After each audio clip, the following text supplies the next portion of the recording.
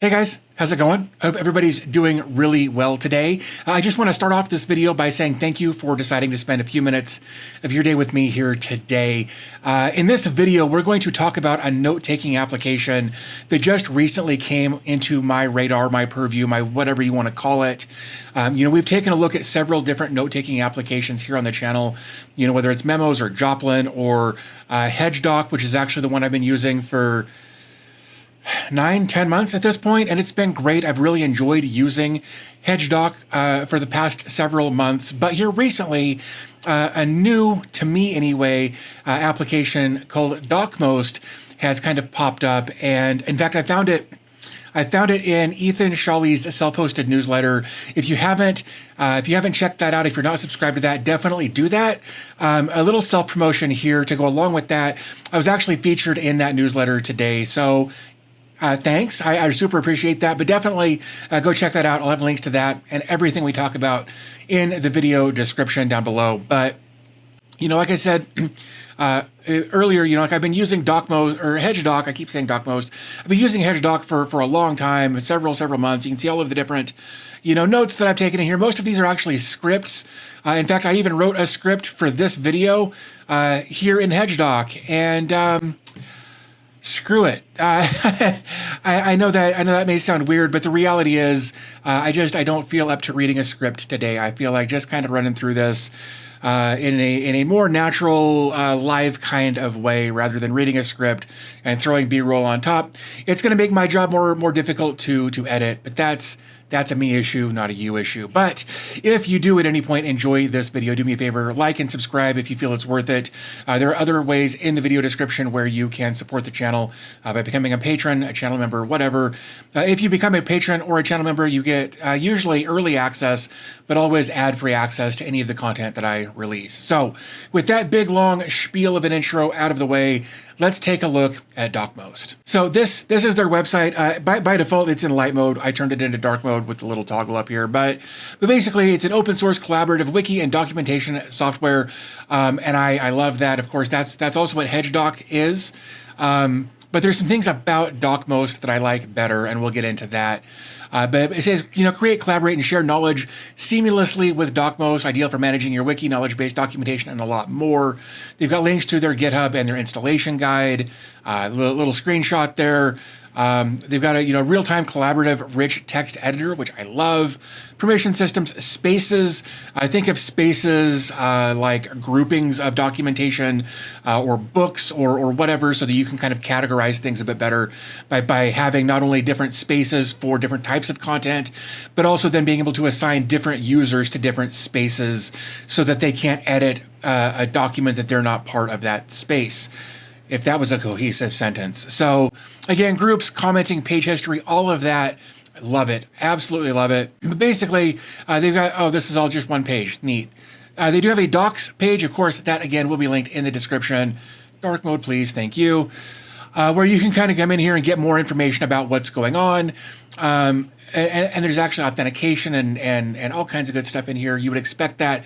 There is something we're going to talk about with regards to authentication later, but just know that it's there. Again, they've got installation down here for self-hosting. This is actually the Docker Compose that we're going to use. We'll come back to that. Again, configurations for SMTP, postmark, file storage, all of that is in there. And here's the thing that I want to bring up real quick. I know I'm talking fast. I need to stop that. Okay, so this video is being recorded July 19th of 2024.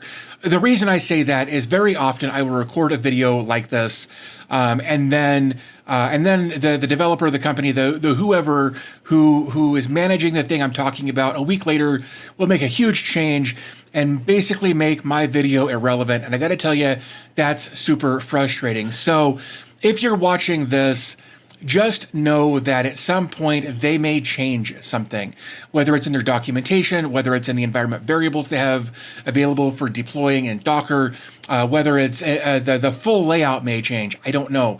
And I don't have any control over that. So if that happens, just kind of roll with it. Maybe leave a comment letting other users know that that has changed. But there's nothing I can do to change the video after the fact. Once it's on YouTube, man, that's it. That's all I can do.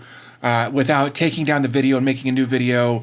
And that gets really tedious sometimes. So again, all of the notes are going to be here. Everything will be linked in the description. So definitely please check out their documentation for configuration, installation, all of that kind of stuff. Because again, what I say here may not be true in a week. I don't know. So let's move on, shall we? But again, environment variables, all of that is down here as well. We've got some development stuff if you want to create plugins or things like that. Again, all of this is in the documentation. So I'll tell you what, let's jump over. I've actually got an instance up and running on my demo server that we're going to take a quick look at here. I'm already logged in. In fact, let's go back to the homepage. No, let's just do that. Okay, so I've got a couple of spaces set up and I've got several pages built out. Now, because I'm an administrator, I've got access to everything, right?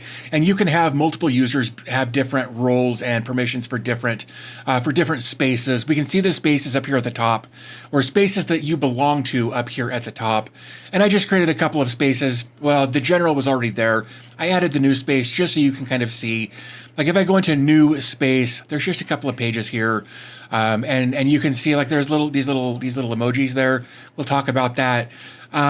But over here, like on like the left side, you know, we've got our top navigation. We've got overview, which is where we are now.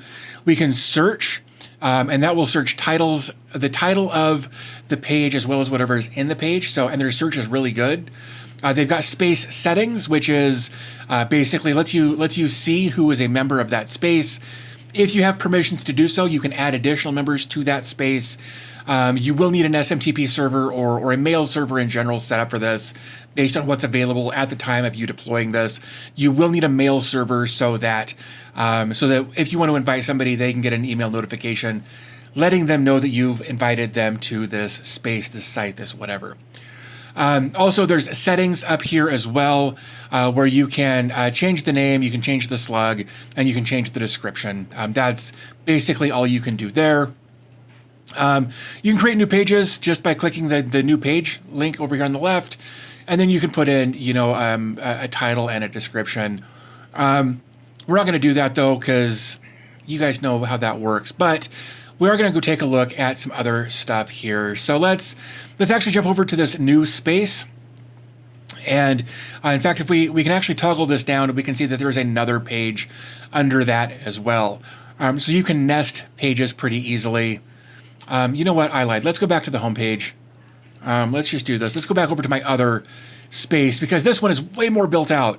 All of this stuff over here, it's the exact same. Again, recently updated pages, you know, the name, the little icon, when it was last updated, all of that is right here.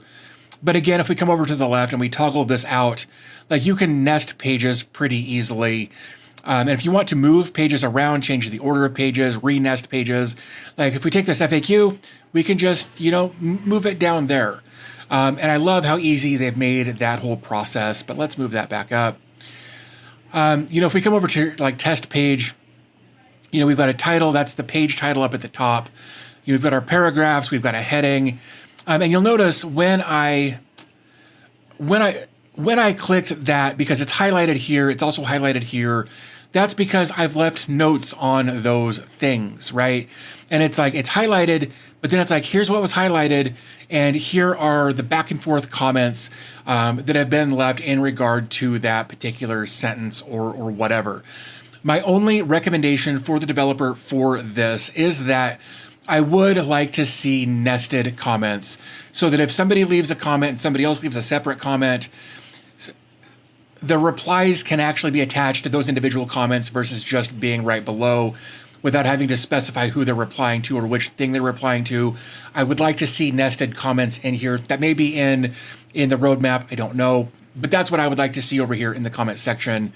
But again, you know, you can just highlight some text over here, and then you get the option to, you know, change the formatting, whether it's, you know, heading, text, to-do list, bullet point, whatever, bold, italic, underline, strike through, code, link, change the text color, or leave a comment. And there we go. Check out my new comment, right? And click save. And there, again, it highlighted and it let us know that that's what was highlighted and it left our comment. So I love that. I absolutely love being able to leave comments in here like this. Also, something else I love about the ability or what they've done with this editor is, let's say, I don't like where this paragraph is. You can just grab this and just drag it up there and reorder things real easily just by dragging and dropping where you want things. I absolutely love that. I think they've done a really cool job with getting that done effectively. Super appreciate it. Again, up here, you can toggle the comments open and closed with the little comments icon there. You can also, copy the link to where we are. We can go full width if we want to do that. In my opinion, that makes it harder to read, but I know some people are super into that. There's also page history. And so we've got something from July 7th, which shows you how long I've been messing with this. And then, of course, 11/22, which was just a minute ago. Now, there's one thing I do want to talk about with regard to page history and auto-saving. I may have missed it. I'll admit that up front. I don't see anywhere in the documentation about how often these pages auto-save. I also don't see any way to manually save. So I would like to see that and maybe be able to set, an environment variable to just save every 3 minutes or every 5 minutes, or give the user the creative control or the executive decision to decide when that's going to happen. Again, it may be over here in the docs, but again, I didn't see that. Let me, no, this is file storage, postmark, SMTP. Don't see anything in there. Environment variable, we've got app URL, app secret, port, expiration date, database URL, Redis URL, storage driver, more storage stuff for S3, email configuration, postmark. Yeah, I'm not seeing anything in there that will give us control over how often a page is saved or the ability to manually save on the fly. So I would like to see that added to the functionality as well. But, if you wanted to, we could go back and look at July 7th and see what that looks like. And then, of course, hit restore and go back to that date at 4:35 p.m. July 7th. Not going to do that, but you can absolutely do that. And I think that's great. And that's basically it with regards to writing notes. We talked about commenting in notes or documentation or whatever, right? But if we come over here to the left side, we can see our pages. And over here, each one of these has the 3-dot submenu thing there where we can copy a link or we can delete that page. So just know that that's a thing. We can also click add and add a new page under there if we want to do that. There was something I wanted to see. Oops, there it is. Over here on the left, like where it says untitled, if you click the page there, you can add a little emoji or a little whatever that might be representative of what that page is if you wanted to go that route. Again, you can just drag and drop pages where you want them and change the order that things are laid out if you have the permission to do that based on the administrative or whatever rules you've been given. So that is basically creating new pages, creating new text in those pages, editing the text, commenting on the text, rearranging the text. They've done a really, really good job with that, and I super appreciate that. Again, going back to spaces, I love that, you can just break these, your topics or your whatever into different spaces for organization. I think that's really, really good. That is one thing that I always thought Docmost, or I keep saying Docmost because I've got it up in my notes up here. It's one thing that I always wish that HedgeDoc had was the ability to better categorize things without tags and that sort of thing. So I really do dig this or that feature in Docmost. So there's a lot of words in a row that I'm surprised I got out. So let's come up here to the top right where I've got my name and my little thing up here. I'm going to click this. We've got workspace settings, manage members, account information, my profile, my preferences. We're going to knock those out real quick, and then we're going to take a look at getting this installed. So workspace settings, again, we already kind of looked at this. I clicked on workspace settings. I don't know why it brought me here. That's weird. The general workspace, because the general workspace is called DB Tech. That's why I'm dumb.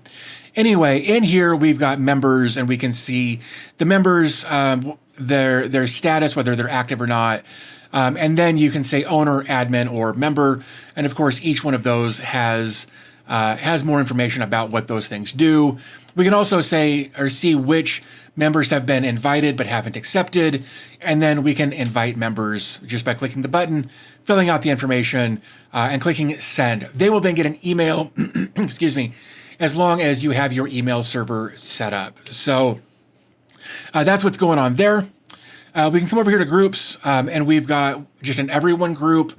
We can create additional groups. So maybe you've got, one for customer service and one for tech support and one for tier 2 tech support, and you've got one for whatever, right? You can create these groups just to help manage your users a little bit more effectively if that's what you're into. So I dig that. And of course, you can then add your members to each of these groups as you go. So that's cool. And then spaces over here, you can see which spaces exist, and you can create a new space. Just that easily. Over here we got preferences. So theme, I've got mine set to dark. I don't have full width turned on. This is and this setting, this little area right here is account specific, right? So this is only going to affect my account. So I like to have things in dark mode. Full page, I don't like. Again, it makes it hard for my brain to go back and forth quite that much. And then profile. You can change your name, you can change your photo, you can change your email, or you cannot change your email address, but you can change your password. So that is basically the gist of using Docmost, setting up spaces, building pages, organizing pages, editing pages, adding comments, all of that kind of stuff, along with some of my thoughts as far as some things that I would like to see with regard to nested or threaded comments, as well as defining how often something or how often is saved, and also having a manual save option. So that is Docmost in a nutshell. So I think with that said, let's go ahead and take a look at the way they've got things set up by default with their Docker Compose, and then we're going to take a look at my Docker Compose, and then that'll be it, I think. So we're going to come back over to their documentation, and we're going to go over here to installation. Again, everything will be linked in the video description, so you can check that out. They do have some prerequisites for setting up like Ubuntu and Docker. It doesn't have to be Ubuntu, but Docker specifically is is the biggest prerequisite to this. Whatever your base OS is, that is more or less up to you. And then they've got setting up the Docker Compose file, which you can do doing it this way, or you can grab their Docker Compose here and then deploy this in Portainer if you want to go that route. That's how I did it. Again, if you wanted to, you could create a Docker Compose file on your server manually or through a Git clone or a curl or whatever, and deploy it via command line. I know a lot of people like to do that. That's cool. I do it sometimes. Sometimes I use Portainer. So if we come down to here, like right here, it says app URL is optional, but is useful for sending those emails so that people know where that email is coming from and where they're going. So if we just take a look at our Docker Compose here, the newest version of Docker Compose, if you've got that installed, will actually throw a hissy fit if you keep a version in there. So if you deploy it this way and it throws an error saying something about versioning, you can just remove that. You don't need it anymore with the newest version of Docker Compose. So below that, we've got our services. We've got Docmost right here. We've got our database. We've also got a Redis cache just to help keep things moving along expeditiously for page loads and things like that. So coming back up to the top, we've got Docmost. Our image, of course, will be the latest version of Docmost. It's going to have dependencies of our database and the Redis cache. We've got some environment variables here, again, for the app URL. It did say that this was optional. So if you're just going to deploy this locally for yourself, you don't necessarily need to have that in there. But if you plan on giving other people access to this and inviting them via email, you will want to fill that out with whether it's a local URL or an online, a domain name URL, whatever the case is, you will want to fill that in appropriately. The app secret, I just used a password manager and generated like a 32 string character string and dropped that in there. And that's just for encryption, I believe. In fact, I think we can actually double check that. Let me make sure I'm not just saying nonsense here. Environment variables, app secret, and random keys for application security. There you go. Darn it, here we go. Okay, so Below that, we've got a database URL. We're using a PostgreSQL database here, and we've got our username, we've got our password, our host is this right here. This DB right there is dependent on this DB. So if you change this DB, change this DB so that they match. The PostgreSQL database port is 5432. We've got again, we're saying, hey, we want this to be our database and our schema to be public. We've also got a Redis URL. Again, that's for keeping things running snappy with the Redis cache. And again, it's just saying, here's the URL for that. Again, that's down here. Our ports, by default, it's on port 3000. If you're already using something on port 3000, you should be able to then come back over to here and grab this environment variable, this port right here, and add it into the environment variable up here, or variable up there, and then change that port so that you can use port 3000 on something else if you need to go that route. Or you can just change the 3000 right here at the beginning of that and make that something else. So completely up to you, depends on what your use case is, but by default, this will run on port 3000. Our restart policy is unless stopped, which is great. Just means that if the container goes down or reboots, or if the server reboots or whatever, unless stopped, we'll just say, hey, it's going to make every effort it can to bring this container back up on its own without your intervention, unless you manually stopped the container before the server rebooted or whatever. If you manually stopped the container, it will not automatically come back up when you reboot the server. So make sure you've got that setting where you need it for your particular use case. Again, next we've got volumes. Basically, this is where things are going to get stored. They're using a Docker volume by default, which I think makes 100% sense. And of course, that is also declared down here at the bottom. Right there are volumes for Docmost, the database, and the Redis cache. All of that is declared down here as well. Our database image, again, Postgres, they're using version 16, the Alpine version of that, because it's smaller and more lightweight. Again, we've got more environment variables for the database, the user, and the password. All of these entries right here for the database username and password, username and password, they all correspond up here. So if you change them up here, like you should, at the very least, the password you should change.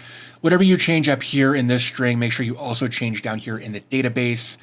Again, the unless stopped restart policy, which is great, just like we talked about a minute ago.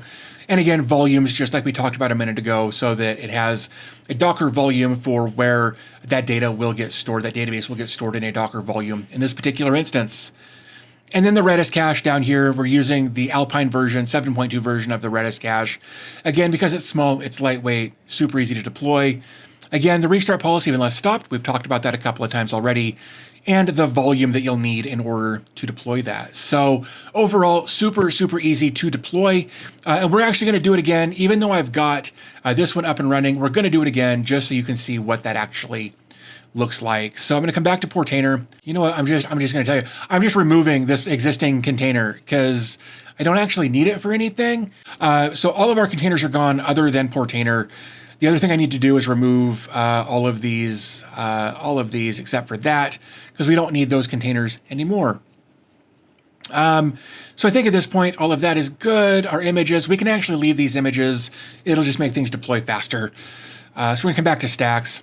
I'm just going to grab this again real quick. We're going to come back to Portainer, though. I'm going to create a new stack, and I'm just going to paste this in there. I am going to change a couple of things, though. I'm going to go ahead and I'm going to delete that version, and I'm going to take out the app URL because, again, I'm just doing this locally. But again, if you were going to put this on the internet, public facing on a domain name, you would want to put that in there. Also, if you wanted to, again, add a mail server to this, you'd come back over here to the environment variables. In fact, you know what, let's come over to here. Right, you could just grab this section right here, like this, and click copy, and then come over to Portainer, find the environment variable section for Docmost, just drop down to a new line and paste that in there. And of course, now it looks like there's one other thing that you would want or need to do. Oops. Just do this. You would also, because of the way this is set up, you'd want to just do this, right, and change those equal signs to to colons or whatever we're calling them these days. I don't know what the kids are calling them these days. They might be something else. Hashtags used to be called octothorpes or pound signs, so I don't even know anymore. So just like that, and then of course you would put in your host, your username, your all of that information, and then we would come down to the bottom. Once we've got all of this and we're happy with all of this, we can just come down and click deploy. We're going to give this a second. This should go really quickly because I've already got the images downloaded. So if we come into here, we can see all of these are running. So I'm going to take a look at the logs here. Good. I think we're good. Click over to here. Oh, maybe it's still coming up. We'll give it a second. Okay, so you know how sometimes things work and sometimes things don't work, and you're like, well, why didn't that work? And you're like, oh, the issue, like as we can see here, now we're actually seeing what we're supposed to be seeing here, saying that it did this stuff right, and that was because in the Docker Compose, I put in the app URL and I added an app secret, and then it seemed to be fine. So now if we come over to here and click on our 3000 over here, cool. So now it's asking us to create a workspace. Again, testing. Cool. So I've gone ahead and done all of that. I'll click setup. And there we go. Now we're all logged in. Here is our space. We can create new pages, as many as we want, and we can nest pages. Maybe, come on, there we go. Oh, you know what? I'm dumb. I'm not doing it right. There we go. And then like way over here, we'll just see how far. There we go. We can really nest some stuff in there. But that's all there is to getting this set up. I really do dig Docmost. Again, a couple of little things that I'd like to see them do in the future, but there you go. There is what is probably going to replace my HedgeDoc instance that I've been using for almost a year now, just because there are some things in here that I really do like above and beyond what HedgeDoc currently offers. So if you enjoyed this video, if you found it informative or whatever, again, liking and subscribing is a free way to let me know that you're interested in this kind of content. If you'd like to go a step farther and help me out even more, you can become a channel member or a patron, or there's a PayPal link down there too if you wanted to go that route. But that is completely up to you. You don't have to do that. It's not obligatory. Super appreciated on my end though. But I think with all of that said, I'm going to wrap this up. I want to thank you guys for spending the last several minutes of your day with me today, and I'll talk to you in the next video.